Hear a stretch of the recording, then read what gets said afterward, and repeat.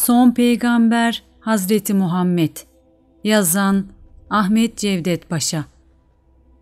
Seslendiren Betül Güler.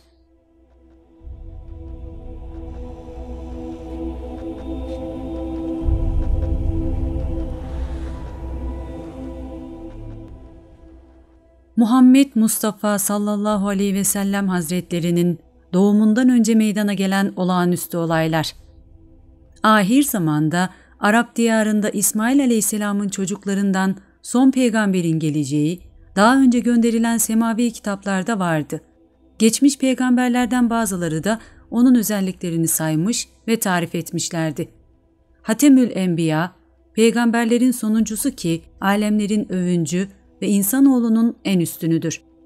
O vakit hükmünce onun Arap kavminden çıkması Allah'ın bir hikmeti ve işin gösterdiği ihtiyacın bir gereğiydi. Çünkü o vakitte Araplar dünyaya yayılmış olan fenalıklara bulaşmamış, Romalıların çirkin adetlerine alışmamıştı. Aksine Arap Yarımadası'nda çöl göçebeliği sayesinde asıl yaratılışları üzere kalmışlardı. Her ne kadar Araplar ilim ve sanatlardan nasipsizlerse de içlerinde fesahat ve belagat yani güzel, sanatlı ve dokunaklı yazmak merakı artmış olduğundan pek çok şairler, gayet fasih ve beli, son derece düzgün ve sanatlı yazan yazarlar ve çok güzel konuşan hatipler yetişmişti. Peygamberlerin babası Hazreti İbrahim, oğlu Hazreti İsmail'e dua edip Allah-u Teala da duasını kabul ederek Hazreti İsmail soyundan büyük bir millet çıkaracağını müjdelediği Tevrat'ta yazılıdır. Hazreti İbrahim aleyhisselamın diğer oğlu Hazreti İshak aleyhisselamın soyundan pek çok peygamber gelip geçmişti. Onların devri bitip artık Hazreti İsmail aleyhisselamın evladına sıra gelmişti. Hazreti İshak soyundan gelen bunca peygambere karşılık Hazreti İsmail soyundansa en son peygamber gelecekti. Hazreti İsmail'in çocukları ve torunları çoğaldı.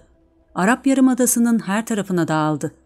İçlerinden Adnan oğulları, onlar içinde Mudar oğulları, onlar arasında Kureyş kabilesi ötekilerden seçkin bir topluluktu. Kureyşliler içinde ise Haşimoğulları kolu hepsinden çok şeref ve fazilet sahibi oldu. İşte son peygamberin büyük ataları bu saydıklarımızdır ki her birinin soyu çoğalmış, her biri pek çok toplulukların başı, nice kabile ve aşiretlerin dedesi ve babası olmuştur. Fakat her ne vakit birinin iki oğlu olsa ya da bir kabile iki kol olsa son peygamberin soyu en şerefli ve hayırlı tarafta bulunur, her çağda onun en yüksek atası kimse yüzündeki işaretlerden bilinirdi. Çünkü Hz. İsmail'in alnında bir nur vardı. Ülker yıldızı gibi parlardı. Bu parlaklık ona babasından kalmış, sonra evlattan evlada geçerek Adnan'a, ondan Maat ve Nizar'a gelmişti. Bu parıltıysa Hz. Muhammed'in nuru olup Hz. Adem'den beri evlattan evlada geçmiş, sonunda asıl sahibi son peygamber Hz. Muhammed'de durmuştu. Böylece Adnan oğulları içinde Hz. Muhammed'e ait parıltıyı taşıyan ve yansıtan bir seçkin soy çıkmıştı. Her çağda bu soydan olan şahıs kimse yüzünün hemen anlaşılacak kadar güzel, nurlu olmasından ötekilerden seçilir, hangi kabilede ise o kabile diğerlerinden üstün olurdu. Bundan dolayı Nizar'ın evladı ve torunları içinde Mudaroğulları öbürlerinden daha çok şan ve şöhret buldu. Mudaroğulları çoğaldı, çevreye yayıldı, birçok kabilelere ayrıldı. İçlerinden Kureyş kabilesi seçkinleşti. Kureyş kabilesi Malik oğlu Fihr'in evlat ve torunları demek olup, onun oğulları içinde Lüvey ve onun oğulları içinde Kaab diğerlerinden seçkin ve muhterem oldu. Lüvey oğlu Kaab, cuma günleri kavmini toplayarak hutbe okurdu. Kendi soyundan son peygamber geleceğini söyler, onun zamanına kim yetişirse ona iman etsin diye öğüt verirdi. Kaab'ın torunlarından Kusay da Kureyş kabilesi içinde pek büyük bir kişidir. Şurada burada dağınık Kureyşlileri toplayıp kuvvet buldu. Mekke'de başa geçti. Kabe hizmeti aslında Hz. İsmail'in evlat ve torunlarındayken sonra bu şerefli hizmet Cürhüm kabilesine geçmiş, sonra göç ederek Mekke yakınında yaşayan Huza kabilesi bir aralık Kabe hizmetini ve Mekke başkanlığını ele geçirmişti. Kusay bir fırsatla Kabe'nin anahtarlarını Huza'dan aldı. Ondan sonra Kabe hizmeti de Kureyş kabilesinde kaldı. Kusay'ın Zuhre diye bir kardeşi olup onun da evlat ve torunları çoğaldı. Kureyş kabilesi içinde şeref ve itibar buldu. Son peygamber Hz. Muhammed'in annesi Amine Hatun onun soyundandır. Kusay ölünce Abdümenaf ve Abdüddar ve Abdüluzza adındaki oğulları kaldı. Abdümenaf diğerlerinden çok şan ve şeref buldu. Başkanlık ve efendilik onun soyunda yerleşti.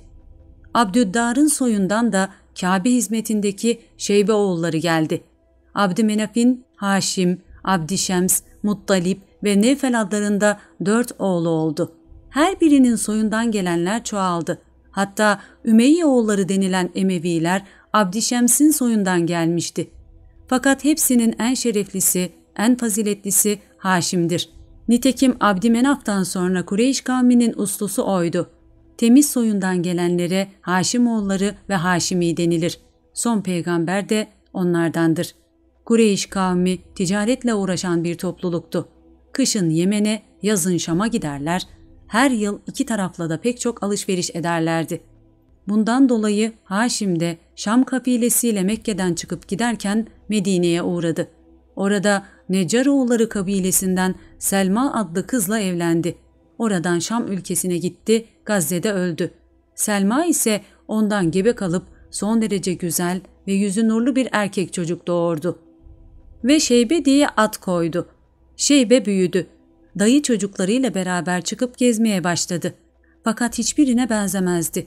Yüzünde ülkeri var, alnı ay gibi parlar. Güzel yüzünü görenler hayran kalır, başka soydan olduğu yüzünden belli olurdu. Allah'ın elçisini öven Ensar'dan, yani Medineli ünlü şair Hassan'ın babası Sabit, o sırada Medine'den Mekke'ye gidip Haşim'den sonra Kureyş'in ulusu kardeşi Muttalip'le görüştü. "Ah, eğer kardeşin oğlu Şeybe'yi görsen şaşardın.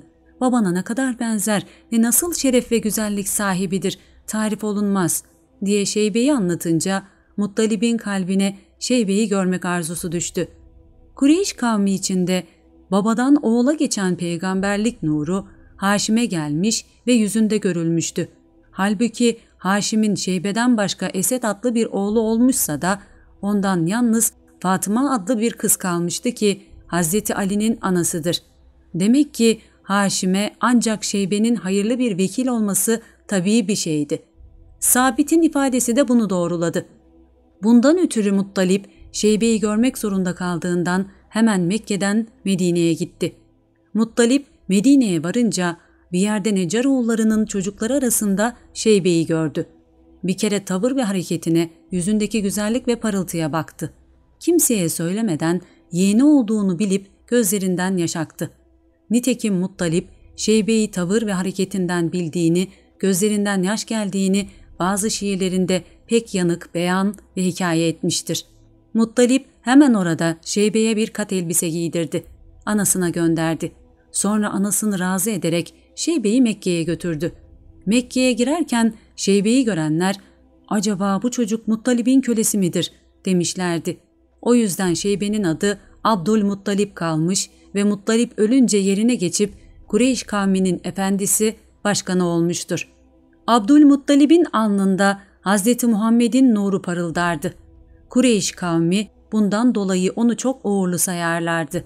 Öyle ki Mekke taraflarında kıtlık, pahalılık olsa onun eline yapışıp Sebir Dağı'na çıkarlar, onun yüzü suyu hürmetine Allah'tan yağmur isterlerdi.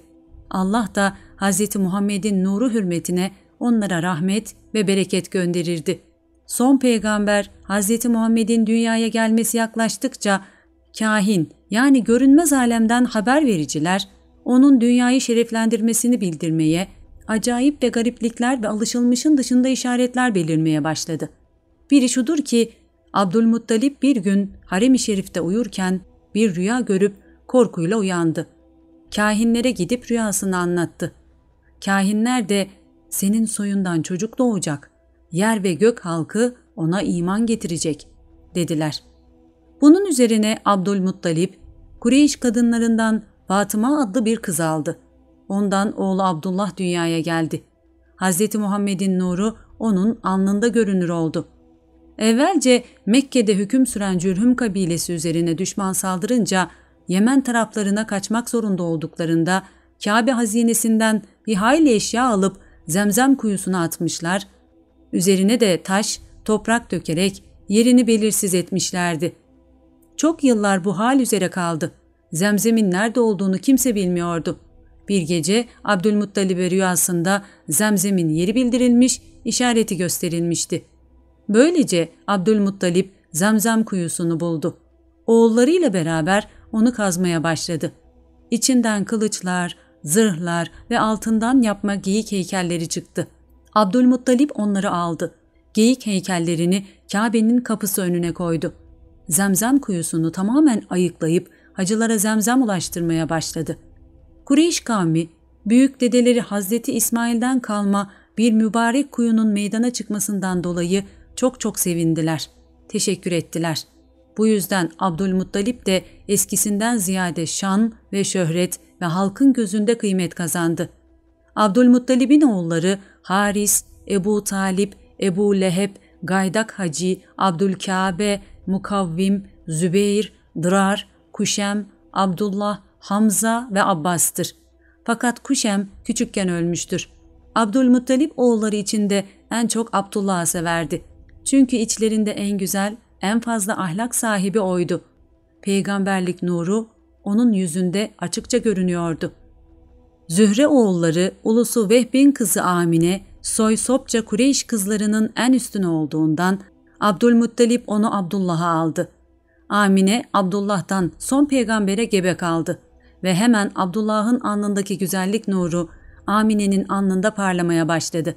O sırada Kureyş kavmi kıtlık ve pahalılığa düşmüşlerdi. Çok sıkıntı çekiyorlardı. Resul-i Ekrem ana rahmine düşer düşmez onun hürmetine Yüce Allah Kureyş'in bağ ve bahçelerine o kadar bereket verdi ki hepsi zengin oldu. O seneye Araplar fetih ve sevinç yılı dediler.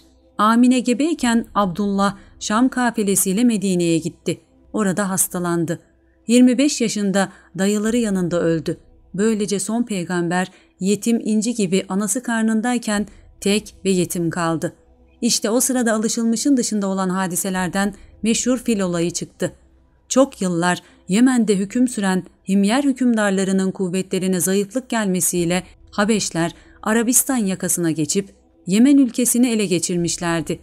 Habeşlilerden hükümdarlık sırası Ebrehe adlı padişaha gelince Yemen'in başşehri olan Sana'da büyük bir kilise yaptı.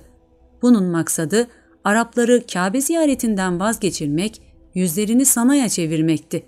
Araplarsa eskiden beri yılda bir kere Mekke'ye gelip Kabe'yi ziyaret ettiklerinden böyle Sana'da yeni yapılmış bir kiliseye meyil ve yönelmek şöyle dursun, ona hakaret gözüyle bakıyorlardı. Öyle ki içlerinden birisi o kilise içine girip pisledi. Bundan dolayı Ebrehe pek çok öfkelendi. Hemen Kabe'yi yıkmak üzere büyük bir orduyla Mekke'ye doğru yola çıktı. Taif şehrine gelince bir miktar askerle bir adamını Mekke'ye gönderdi. O da gelip Mekke halkının hayvanlarını sürdü. Bu sırada Abdülmuttalib'in de 400 devesini götürdü. Abdülmuttalib hemen Ebrehe'nin ordusuna gitti. Kureyş başkanı diye haber verdiler. Onu yanına davet edip büyük bir hürmetle ağırladı. "Niçin geldin?" diye sordu. Abdülmuttalib develerini istedi. Ebrehe, "Ben sandım ki Kabe'yi yıkmayayım diye ricaya geldin," dedi. Abdülmuttalib dedi ki, "Ben develerin sahibiyim, onları isterim.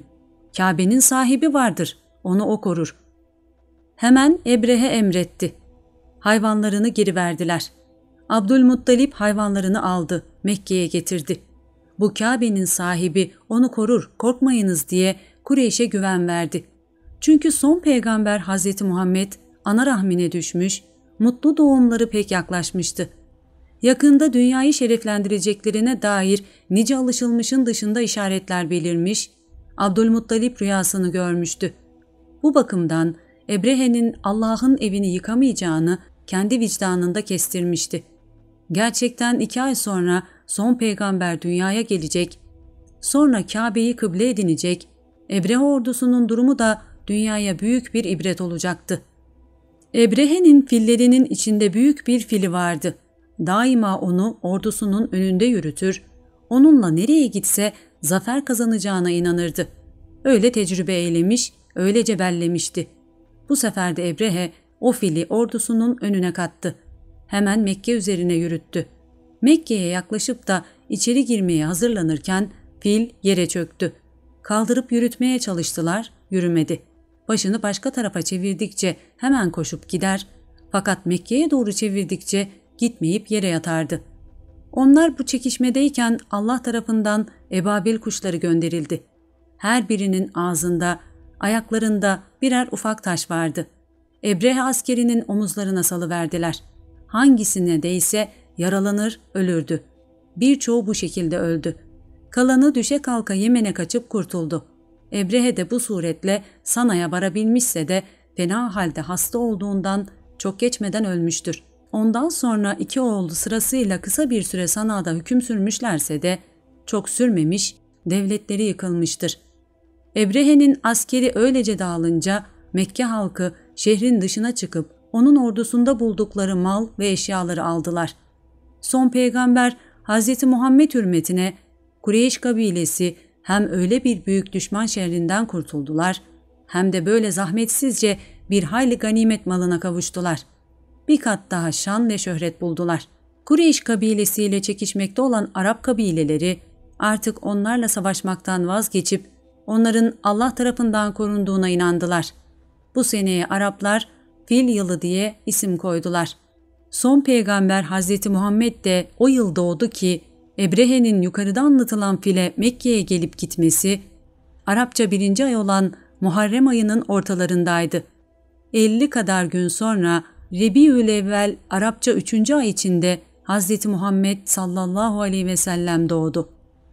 Hz. Muhammed'in doğumu Fil yılından ve Rumi aylardan Nisan içinde Arap aylarından Rebiülevvel ayının 12. pazartesi gecesi sabaha doğru henüz tan yeri ağardığı sırada alem bir başka alem oldu. Yani son peygamber Muhammed Mustafa Hazretleri doğdu ve gün doğmadan alem nurla doldu. Abdullah'tan Amine'nin alnına geçmiş olan güzellik nuru onun alnına geçti. Adem zamanından beri evlattan evlada geçen peygamberlik nuru şimdi sahibini buldu. Artık onda karar kıldı. Ertesi pazartesi günü sabahleyin bütün putlar yüzüstü düşmüş bulundu. Görenler hayrette kaldı. Amine'den rivayet edilir ki ben öteki kadınlar gibi gebelik zahmeti çekmedim. Gebelerde olan ağırlıkları görmedim. Fakat gece rüyamda gördüm. Biri gelip ''Ey Amine, iyi bilmelisin ki sen alemlerin hayırlısına gebesin. Doğduğu zaman adını Muhammed koyasın.'' dedi. Doğum yaklaşınca kulağıma şiddetli bir ses geldi. Ürktüm. Hemen bir akkuş geldi. Kanadıyla arkamı sağdı.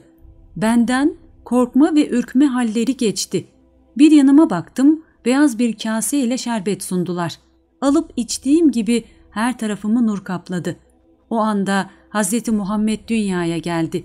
Etrafıma baktım, gördüm ki Abdümenaf kızlarına benzer fakat gayet uzun boylu birçok kızlar etrafımda dönüyorlar. Şaşırdım. Ya Rabbi, bunlar kimlerdir? Dedim. O gece Abdülmuttalip Kabe'de Allah'a yönelmiş yalvarırken, müjde ey Abdülmuttalip, şimdi Amine'den bir çocuk doğdu. Vücudu aleme rahmettir diye gizliden bir ses işitmiş, hemen Amine'nin yanına gitmiş, orada da nice alışılmışın dışında şeyler görmüştür. Son peygamber Hz. Muhammed sünnetli ve göbeği kesilmiş olarak doğmuştu. Arkasında 2 küreği arasında kalbinin hizasında bir nişanı vardı ki ona peygamberlik yüzüğü, peygamberlik mührü denilir. Hz. Ayşe'den rivayet edilmiştir. Demiştir ki Mekke'de bir Yahudi vardı.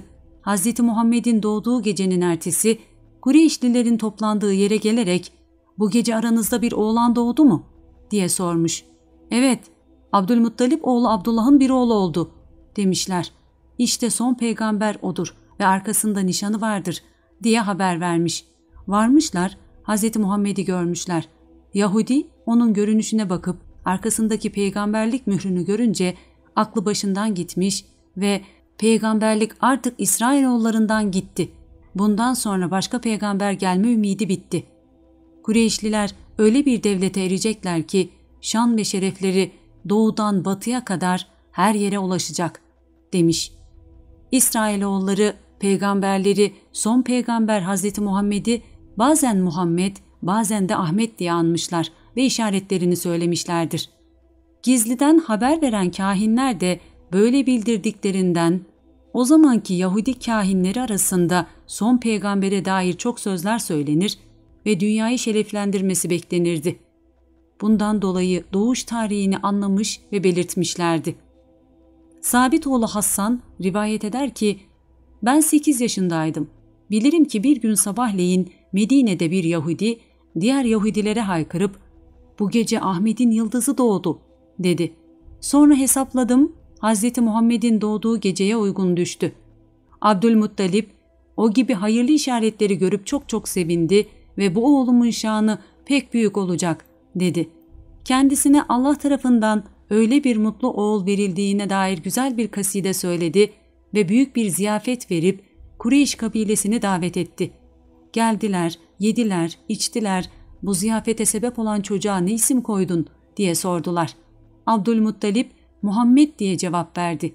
Onlar da böyle dedelerinde olmayan adı koymaktan maksadın nedir dediler. Maksadım ve istediğim bu ki onu gökte Allah ve yerde halk pek çok övsünler dedi. Son peygamber Hazreti Muhammed'in pek çok isimleri vardır. En meşhurları Muhammed ve Ahmet'tir. Muhammed Arapça pek çok övülmüş olan kimse demektir. Mahmud, Mustafa, Sahibül Beyan, Sahibül Hatem, Sahibül Makamül Mahmud, Sahibül Kadib, Sahibül Herabe de son peygamber Hazreti Muhammed'in yüksek lakaplarındandır. Hazreti Muhammed'in doğumundan peygamber oluşuna kadar meydana gelen olağanüstü olaylar. Süt anneye verilmesi. Mekke halkı öteden beri yeni doğan çocuklarını Mekke'de tutmayıp aşiretlerden bir süt anneye verir, aşiretler içinde havası güzel yerlerde büyütürlerdi. Bu bakımdan aşiretlerden ara sıra Mekke'ye süt anneler gelir, emzirip büyütmek üzere birer çocuk alırlardı. Çocukları büyütüp de anasına, babasına geri verince yaptıklarının karşılığını fazlasıyla görürlerdi. Hz. Muhammed'in doğumu sırasında Saad oğulları kabilesinden Mekke'ye birçok süt anneler geldi. Her biri birer çocuk aldığı sırada içlerinden Haris adlı adamın karısı Halime de Hz. Muhammed'i aldı ve kendi yurduna götürdü. O sene Saad oğulları yurdunda kıtlık vardı. Halime alemlerin övüncü olan Hz. Muhammed'i alıp da götürdüğü gibi hayvanlarının sütü çoğaldı. Evine görülmemiş bir bereket geldi. Haris buna dikkat edip, ''Ey Halime, bu getirdiğin yetimin ayağı ne uğurluymuş. O geleli gecemiz hayır oldu, aman ona iyice bakalım.'' dedi. Halime ise onu öz çocuğundan çok severdi. Öyle ki büyüyüp de ayak üzerinde gezmeye başlayınca Amine onu almak istedi. Fakat Halime Mekke'nin havası ağırdır, aman dokunmayınız, birazcık daha bizim yanımızda kalsın diyerek Amine'yi ikna etti. Onu yanında alıkoydu. Halime onu canı gibi sever, esen yerden korur, asla yanından ayırmazdı. Bir gün her nasılsa Halime'nin dalgınlığına gelmiş, o da süt kardeşi Şeyma ile birlikte öğleyin kuzuların yanına gitmiş. Geldiklerinde Halime kızı Şeyma'ya ''Niçin güneşin böyle kızgın zamanında dışarı çıkıyorsunuz?'' demiş. Şeyma da ''Biz sıcak görmedik. Kardeşimin başı ucunda bir kara bulut dolaşıyor. O nereye giderse bulutla beraber gidiyor. Bir yerde dursa duruyor. Buraya kadar hep gölgelikte geldik.'' diye cevaplamış. Bunun üzerine Halime ve Haris alemlerin övücü olan Hz. Muhammed'in gidişatına çok dikkat edip gördüler ki yüzünün nuru ve parlaklığı dolayısıyla başka çocuklardan seçkindir. Davranışları da diğer çocukların hareketlerine benzemiyor. Çocuklar oynarken o karşıdan bakıp oyuna karışmıyor. Haris ve Halime onun bu gibi tavırlarına bakıp onda bir başka görünüş olduğunu anlamışlar. Ona karşı eskisinden daha çok saygılı olmaya başlamışlardı. Ne zaman ki 4 yaşına erişti, gezip dolaşır oldu ve olağanüstü haller çoğaldı, Haris bu durumlardan ürktü. Karısına ''Ey Halime, vakit kaybetmeden bu çocuğu anasına vermeliyiz.'' dedi. Halime de ister istemez Hz. Muhammed'i alıp Mekke'ye götürdü. muhterem annesi Amine'ye verdi. Annesiyle birlikte Medine ziyareti. Hz. Muhammed 6 yaşına bastığında annesi Amine onu alıp Medine'ye götürdü. Dayı oğulları olan Neccaroğullarıyla görüştürdü. O zaman Medine'de bulunan Yahudi kâhinleri onun şekline ve durumuna bakıp "Bu ümmetin peygamberi işte bu çocuk olsa gerektir" derlerdi. Amine onunla beraber Medine'den Mekke'ye dönerken yolda öldü. Alemlerin övüncü olan Hz. Muhammed anadan da yetim kaldı. Dedesi Abdülmuttalip onu yanına aldı. Mekke'de çekilen kıtlık. O vakit Mekke diyarında çok büyük bir kıtlık vardı. Kureyş taifesi Abdülmuttalip'e gelip Yağmur Dağı'sına çıkmasını istediler. O da Hz. Muhammed'in eline yapışıp Ebu Kubeys Dağı'na çıktı. Cenab-ı Hakk'a yalvardı. Cenab-ı Hak da Hz. Muhammed hürmetine yağmur yağdırdı ve büyük bir feyiz ve bereket verdi. Arap şairlerinden bazıları o zaman bu hadiseye dair şiirler söylemişler. Bundan dolayı Abdülmuttalib'e teşekkür etmişlerdir. Hz. Muhammed o zaman 7 yaşındaydı. Bir yıl sonra Abdülmuttalib 100 küsür yaşında öldü. Hz. Muhammed amcası Ebu Talib'in evinde kaldı. O yılda Mekke'de kıtlık olmuştu. Kureyş kabilesi Ebu Talib'e gelip Yağmur Dağı'sına çıkması için yalvardılar. O da Hz. Muhammed'in elinden tuttu. Birlikte Kabe'ye gitti. Kabe duvarına dayanıp dua etti. Hz. Muhammed parmağını göğe doğru kaldırdığı gibi yağmur yağmaya başladı. Nitekim Urfuta oğlu Cülhüme adındaki şahıs o zaman Mekke'de bulunmakla bu olayı şöyle anlatmıştır. "Bir sene Mekke'ye gittim. Kıtlıktan Mekke halkının hali yamandı. Aralarında birbirleriyle danışıyorlardı. Bazıları Lat ve Uzza adlı putlardan, kimileri de Menat adlı puttan yardım isteyelim dedikleri sırada içlerinden yaşlı biri, ''Hala aranızda Hazreti İbrahim'in sülalesinden kalan varken niçin başka sebep arıyorsunuz?'' demesiyle Kureyş'in ileri gelenleri hemen kalkıp Ebu Talib'in yanına gittiler. Yağmur Dağı'sına çıkmasını rica ettiler. O da çıkıp Kabe'ye geldi. Arkasını Kabe duvarına verdi. Duaya başladı. Yanında yüzü güneş gibi parlayan bir oğlancık vardı. Parmaklarıyla göğe işaret etti. Gökyüzünde bir parça bulut yokken her taraftan bulutlar belirdi. Yağmurlar yağdı, seller aktı. Rahip Bahira olayı. Hz. Muhammed 12 yaşındayken Ebu Talip ticaret maksadıyla Şam kafilesiyle yola çıktı ve onu da beraber götürdü. Şam vilayetinde olan Busra şehrine eriştiklerinde bir manastır karşısına indiler. Bir ağaç altına kondular. O manastırdaki rahipse Bahira adıyla bilinen Cercis adındaki sofu ve yalnız başına yaşayan biriymiş. Kervan gelirken Bahira bakıp görür ki kervanla beraber bir bulut da geliyor. Kervan gelip konunca bulut da o ağacın üzerinde karar kılıp duruyor ve o ağaç uzun zamandan beri kurumuşken o anda yeşillenmiş. Bahira kendi bilgisini bu konudaki keşiflerini görmüş olduklarına uygulayınca anlar ki son peygamber bu kafile içinde ve o ağacın altındadır. Hemen bir ziyafet tertibiyle aşağı inip Ebu Talib'i arkadaşlarıyla beraber manastırına davet etti. Ebu Talib de Hz. Muhammed'i yüklerin yanına bırakıp diğer arkadaşlarıyla beraber manastıra gitti. Hepsi sofraya oturunca Bahira onları birer birer gözden geçirdi. Hiçbirinin yüzünde aradığı işaretleri görmedikten başka o bulutun da hala ağaç üzerinde durduğunu gördü ve hemen "Arkadaşlarınızdan gelmeyen var mı?" diye Ebu Talib'e sordu. O da "Yalnız küçük bir çocuk kaldı" diye cevap verdi. Bahira onun da şeref vermesini rica ederim deyince Ebu Talib Hz. Muhammed'i alıp sofraya getirdi. Bahira yemek sırasında dikkat edip görür ki son peygamber hakkında geçmiş peygamber ve alimlerden rivayet edilen işaretler tamamen onda vardır. Hemen yemekten sonra onu yanına aldı ve "Sana bazı şeyler soracağım. Lat ve Uzza hakkı için doğru söyle" dedi. Hz. Muhammed de "Lat ve Uzza'ya yemin verme çünkü benim dünyada en çok nefret ettiğim şey puttur" diye cevap verdi. Bunun üzerine Bahira Yüce Allah'a yemin verdi ve Hz. Muhammed'in durumunu layıkıyla anlamak için soracağı şeyleri sordu. Aldığı cevaplar da kendisinin fikrini doğruladı, inancını kuvvetlendirdi.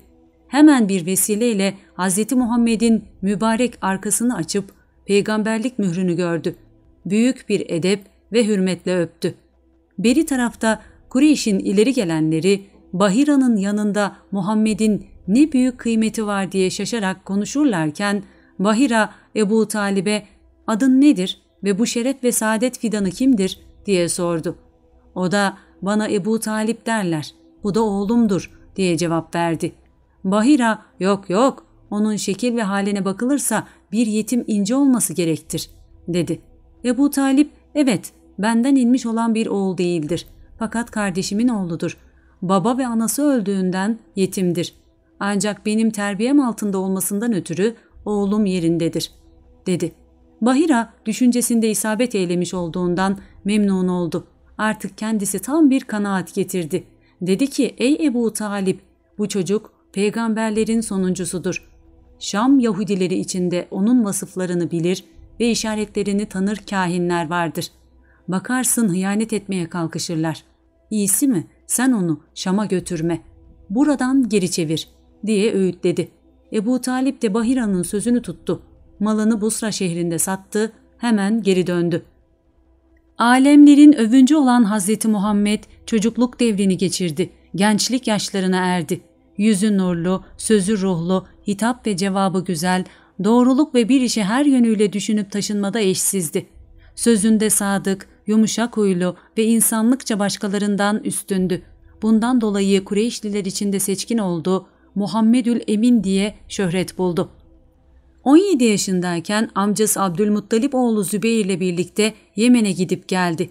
Bu yolculuğunda da kendisinden olağanüstü haller görüldü. Mekke'ye dönüşlerinde arkadaşları bu halleri nakil ve hikaye etmekle Kureyş içinde bunun şanı pek büyük olacak diye söylenir oldu.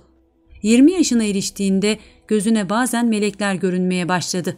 Şöyle ki ona işaret edip "İşte bütün alemlere hidayet eriştirecek budur. Fakat şimdilik çağırma zamanı gelmedi" derlerdi. Hazreti Peygamber yani alemlerin iftiharı olan Hazreti Muhammed bu acayip halleri Ebu Talib'e açtı. O da bir çeşit hastalık eseri olmasın diye onu Arap kahinlerinden birine gösterdi. İlaç ve devasını sordu. Kahin onu dikkatle muayene etti. "Ey Ebu Talip, endişe etme. Bu kutsal vücut her türlü hastalıklardan uzaktır. Gözüne görünen şeylerse meleklerle düşüp kalkmasına başlangıç olsa gerektir. Umulur ki ahir zaman peygamberi budur" dedi. Hazreti Hatice'nin ticaret işlerini üstlenmesi. O zamanlarda Kureyş'in ileri gelenlerinden gençken dul kalmış Hatice adında çok zengin bir kadın vardı. Bazı kişilere ortaklıkla sermaye verirdi. Muhammedül Emin'e "Biraz sermaye versen hayli hayır ve menfaat görürdün" diye bazıları tarafından kendisine hatırlatılmakla Hatice de Hz. Muhammed'e epeyce sermaye verdi. Kölesi Meysere'yi de yoldaş ederek Şam'a gönderdi. Hz. Peygamber Şam kafilesiyle giderken Bahira'nın manastırı önüne indiler. Meysere ile birlikte bir ağaç altına kondular.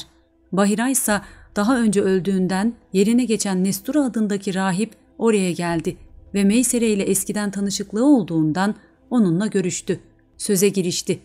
Allah'ın birliğine ve Muhammed'in peygamberliğine şehadet etti. "Ya Meysere, Hazreti İsa'nın haber verdiği son peygamber işte budur. Şam'a gitmeyiniz. Hain Yahudiler görüp tanırlar. Bir kötülükte bulunabilirler" dedi. Bundan dolayı Hazreti Peygamber yani Hazreti Muhammed de Şam'a gitmeyip Busra'da alışveriş ederek oradan geri döndüler. Hazreti Hatice ile evlenmesi. Şam'dan dönen kervan pek sıcak bir günde Mekke'ye ulaştı. Hazreti Hatice birkaç kadınla bir yerde durup Şam kafilesinin gelişini seyrediyorlardı. Gördüler ki yolculardan birinin başı üzerinde 2 kuş kanat gerip geliyor. Çadır gibi gölge ediyorlar. "Bu kim ola?" derken Meysere çıka geldi. Muhammedül Emin olduğunu bildirdi. Ve sıcak vakitlerde 2 melek onun başı üstünde kanat gerip gölgelendirmek gibi nice görülmemiş haller gördüğünü ve Nestura'nın sözlerini haber verdi. Hesaplara bakıldı, diğer senelere göre daha çok kar ve menfaat sağladığı anlaşıldı. Fakat Hatice'nin gözüne Şam ticaretinin kar ve menfaati görünmezdi.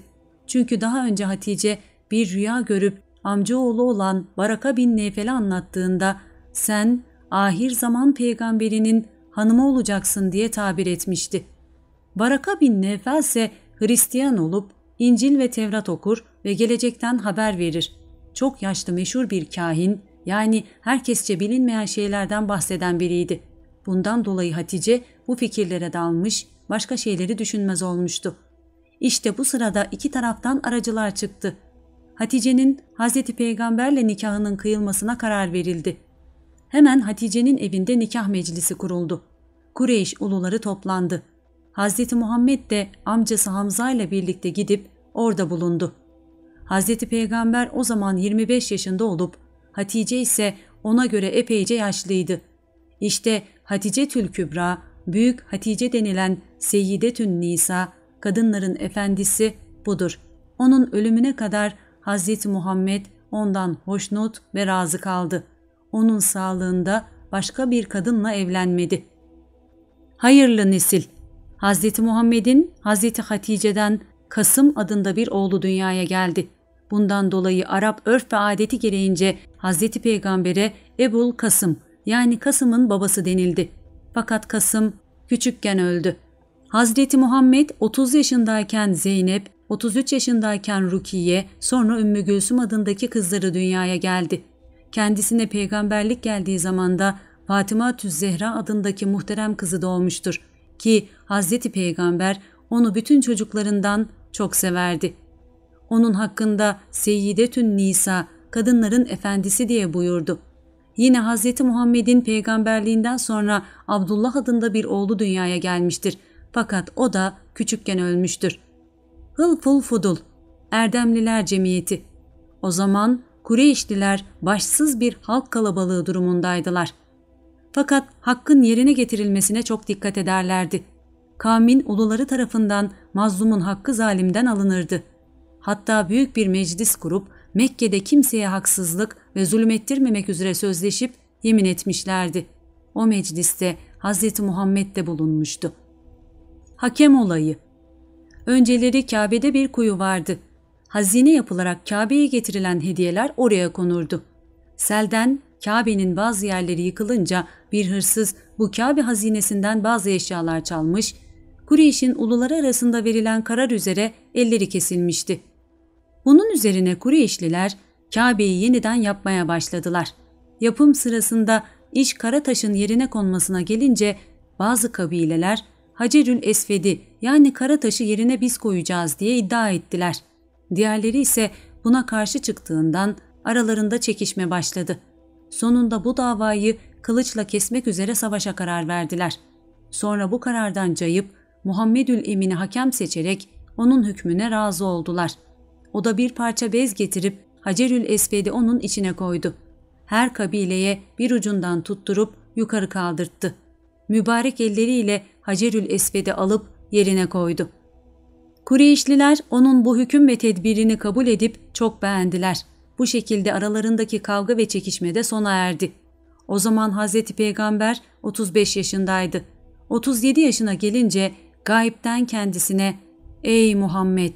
diye seslenilmeye ve bazı taraflarda nur görünmeye başladı. Bu sırları yalnız Hatice validemizle paylaşırdı.